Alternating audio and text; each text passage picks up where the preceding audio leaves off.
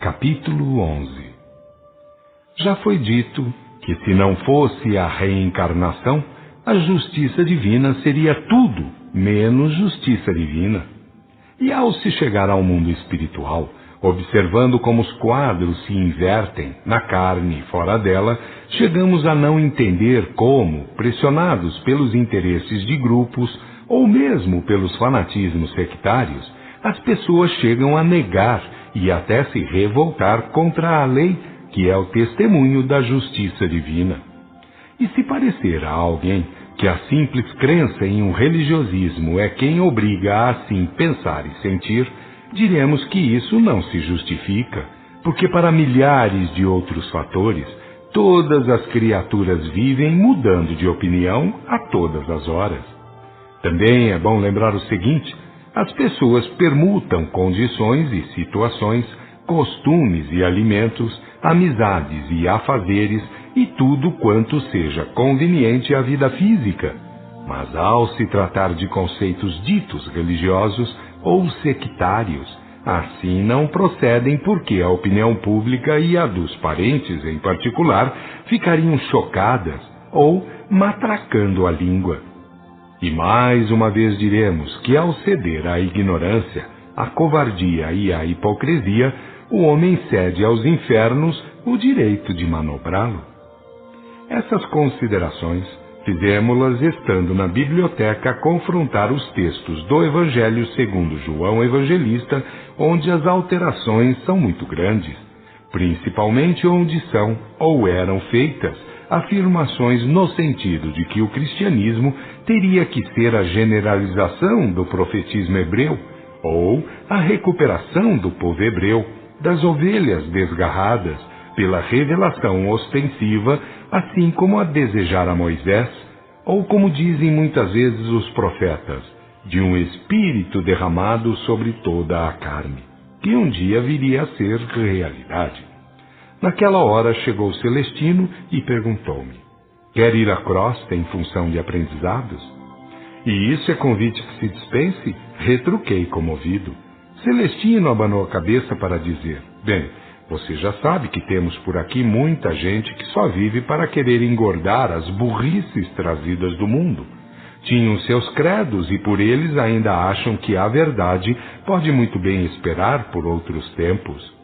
Eu, que tinha o manuscrito de João na mão, sabendo quanta coisa errada haviam cometido em seu nome, murmurei com tristeza: sim, meu bom irmão, que a verdade espere, porque o mundo ainda é dos errados e mentirosos.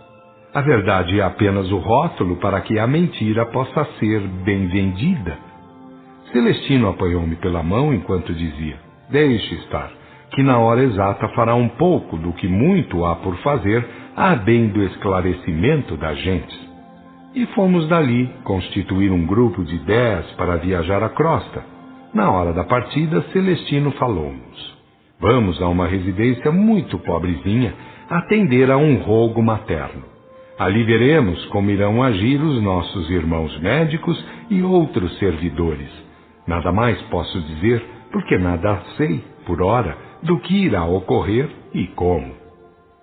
Fizemos a viagem repentina, planando numa faixa vibratória acima de escuridões e sofrimentos, porque Celestino assim disse que convinha ser feito, e quando alguém que pode comanda, isso tudo é fácil. Já na residência, observamos um lar muito pobrezinho, porém bem assistido pelo plano espiritual superior. Superior, fica bem lembrado, pois o mundo espiritual sempre é presente, mas cumpre saber definir a qualidade. A chave da questão está com os encarnados e podemos afiançar que bem poucas vezes usam bem de seus direitos, pois abrem mais para a entrada dos elementos menos convenientes.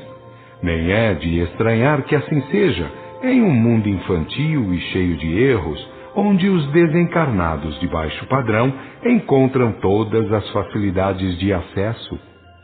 A família era constituída de 8 pessoas, contando com um sobrinho. Este, por tornar-se órfão, foi aceito pelos tios e era o pivô de uma trama que se estendia para os dias em que um Borgia, nota, Trata-se do Papa Alexandre VI. Fim de nota. Estava no trono pontifício e foi Celestino ao médico-chefe rogando sua atenção em virtude dos aprendizes presentes. O médico falou a todos dizendo: é impossível, aqui no plano espiritual, encarar as doenças de fora para dentro. Temos de encará-las de dentro para fora, ou a começar das coroas energéticas, depois entrando no perispírito ou no corpo dos espíritos. Como vocês já devem saber, os corpos variam ao infinito em suas densidades ou intensidades vibracionais, quando se trata de espíritos desencarnados. E ao se tratar de encarnados, tudo aumenta de importância porque o corpo físico é como um agregado muito denso que o espírito deve, por algum tempo, arrastar e suportar para fazer dele uma verdadeira ferramenta de emancipação. Apontou para o jovem, o sobrinho da família, que rastejava pelo chão por ser aleijado, dizendo: vejam como a lei de justiça age, meus irmãos. Todos aqui são portadores de doenças ou têm órgãos afetados, mas este jovem aleijado é forte de físico, é um depósito de saúde.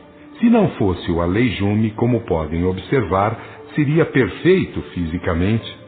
E chamando para perto os componentes do grupo de aprendizes, mandou que todos olhassem para a cabeça do rapaz enquanto foi elucidando. Pensem fortemente no Pai Divino, em sua justiça absoluta, e vão olhando para a cabeça do rapaz. Procurem ver o que há dentro dela, para além do físico, e até muito mais além, para além do perispírito. Se puderem, olhem para as coroas energéticas que circundam a centelha espiritual. Fez uma pausa, observou a todos e depois perguntou um por um sobre o que tinha visto. Ficamos sabendo que nem todos viram na mesma proporção, pois enquanto uns viram apenas algumas marcas no perispírito, outros viram os seios coloridos das coroas energéticas, enquanto outros puderam ver até mesmo os quadros de vidas anteriores, onde o pobre irmão mandara cometer horrendos crimes, além de cenas as mais devassas, tudo numa sucessão de quadros vivos, como se fossem presentes. E o médico concluiu, aconselhando: em princípio, toda falha é de ordem moral, começa na responsabilidade da centelha. Com isso, mancha negativamente as coroas que a circundam, com os variantes matizes de cores negativas, além de comprimir ou contrair as coroas. Depois disso, afeta os elementos mais eterizados do perispírito, subindo lentamente aos mais grosseiros, para, no encarnado, atingir os elementos constituintes do corpo físico, os gases, vapores, líquidos e sólidos. Como o corpo físico relaciona o espírito com o mundo exterior, uma vez estando adoecido ou atrofiado por culpa dele mesmo, o espírito é evidente que dificulta os melhores contatos, que complica as situações, pois não lhe permite render o máximo. E assim, o espírito pena as suas mesmas faltas, isto é, tem que colher segundo as semeaduras feitas anteriormente. Não percam de vista, portanto, que os mundos materiais rolam no infinito e perduram na eternidade, mas o espírito é tudo, deve ganhar amplidões vibratórias incomensuráveis, e isso movimentando seus recursos íntimos, a verdade, o amor e a virtude que em potencial o Pai Divino lhe concedeu, desde a origem comum a todos. Lembrem-se, repisou ele, que somos, em princípio, acima de mundos, formas e transições. Somos os senhores e não os escravos da matéria. E isso teremos que provar a nós mesmos, com fatos e não com teorias religiosistas, para virmos a gozar de fato as glórias e os poderes de Deus, o nosso Pai Divino. E dispunha-se a partir, mas aguardou a palavra de um antigo clérigo que com muito interesse indagou: Então, irmão Bezerra, teremos que mudar quase tudo nos cursos religiosos, uma vez que o problema não é ser apenas um espírito de paz, ao morrer, o corpo físico, mas sim ter pela frente todo o processo de autocristificação? O luminoso médico, muito mais médico do espírito do que do corpo, repetiu: as teorias religiosistas de salvação valeram para os primórdios evolutivos e valem para aqueles indivíduos ainda nessas paragens inferiores do campo hierárquico. Entretanto, como a humanidade terrestre está passando da fase juvenil para a fase madura, importa saber mais e praticar de acordo com a nova realidade, isto é, que assim parece aos terrestres, pois na ordem divina tudo é eterno, perfeito e imutável, e aquilo que as crianças da Terra julgam ser muito importante e complicado, já é verdadezinha comum para as humanidades de mundos superiores. O que ocorre agora na hora de transição mais importante da história terrestre é o choque entre os velhos conceitos e os conceitos novos. Todos os ranços, todas as ferrugens, tudo quanto é cronicamente retardado ou atrasado, lança seus ímpetos rebeldes contra os ensinamentos mais adiantados, reais e necessários. O antigo pastor protestante murmurou: e não deixa de haver alguma razão para os retardados em vista do que dizem as Escrituras. O médico, entre bondoso e grave, advertiu: a Escritura afirma, pela boca do divino molde, que muitas verdades ficaram para serem ditas nos devidos tempos. Logo, ninguém ficou autorizado a dogmatizar em contrário, em benefício dos seus medíocres interesses sectários. Quem quiser ter onde assentar o seu fanatismo religiosista, não o faça em nome da verdade, do amor e da virtude, porque virá a sofrer a inevitável derrota, mais cedo ou mais tarde. A ordem, na hora em que são terminados os trabalhos de restauração da doutrina do caminho da verdade que livra, é mudar no rumo da pureza e da sabedoria, sempre que seja possível, com os credos, sem os credos ou contra os credos, se assim for necessário.